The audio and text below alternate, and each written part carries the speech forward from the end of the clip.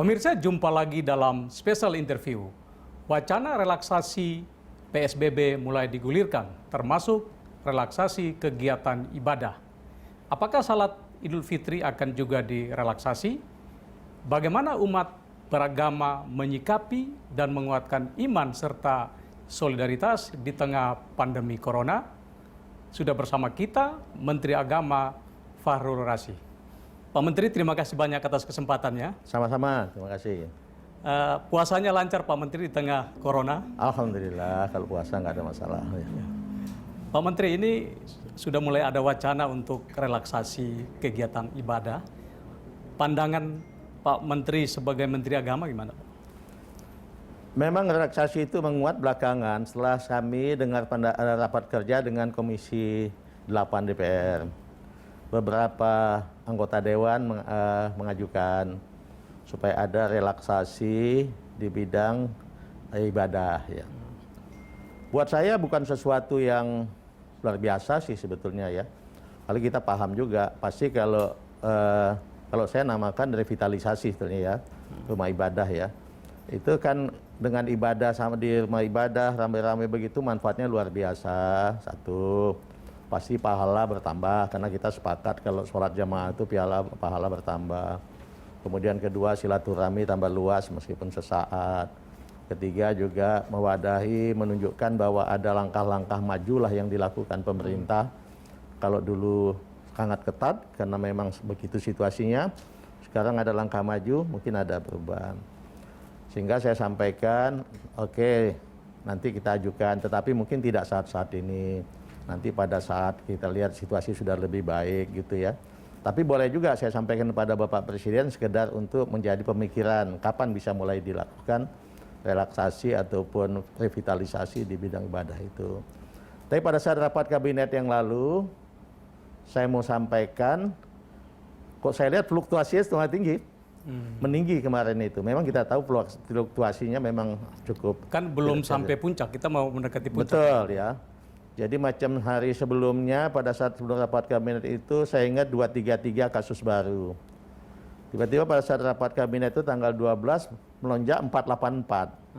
Sehingga tadinya saya mau mengangkat ide itu bukan untuk minta supaya dilakukan relaksasi di bidang ibadah, bukan. Ide itu untuk menjadi pemikiran, nggak jadi diangkat. Saya angkat karena memang saya lihat kok lonjak lagi tinggi. Ada yang berpendapat berbeda Pak Menteri. Ini kita baru menjelang puncak dan kita lihat data tanggal 14 Mei kemarin itu jumlah positif sudah 16.000 lebih Pak ya. Nah kalau ini direlaksasi, ini berpotensi untuk menambah jumlah yang positif Pak. Nggak ada niat kita relaksasi sekarang. 2 hari yang lalu saya sudah menghimbau semua kaum muslimin, kaum muslimat dan muslimat untuk sholat Idul Fitri di rumah saja. Itu menunjukkan sikap kita masih sama. Tidak ada relaksasi yang kita masukkan untuk dilakukan pada saat ini. Saya anjurkan sholat di rumah, malah saya pertajam. Sholat Idul Fitri itu hukumnya sunnah, tapi sunnah muakkad, sunnah yang sangat dianjurkan. Jadi kalau ditinggalkan sayang. Pada saat itu saya anjurkan sholat Idul Fitri di rumah, bisa secara perorangan, bisa berjamaah dengan keluarga inti. Malah saya berikan beberapa petunjuk teknis yang sepakat dengan ulama-ulama ya. Tapi yang maksudnya mau diangkat ini untuk menjadi pemikiran ke depan ya. Karena harus kita akui bahwa sekarang ya banyak sekali yang melakukan relaksasi sendiri karena merasa tempatnya aman, tempatnya nggak terkena kan. Agak sulit memang membujuk mereka. Kami kebetulan punya penyuluh-penyuluh agama sampai ke tingkat pojok-pojok desa terpencil.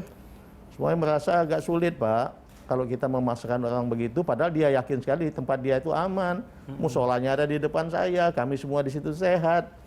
Sehingga tetap saja, tapi kita paksakan bahwa tetap saja lakukan, kita tidak boleh melakukan sholat jamaah di masjid, tetap aja di rumah masing-masing.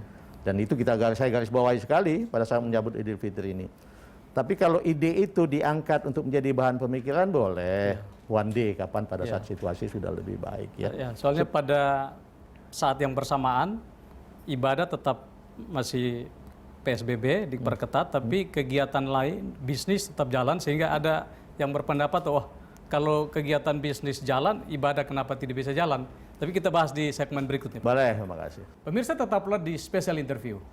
Itu MUI sudah mengeluarkan fatwa nomor 20 bahwa untuk daerah yang sudah relatif aman, katakanlah zona hijau, ibadah boleh dilakukan di tempat terbuka.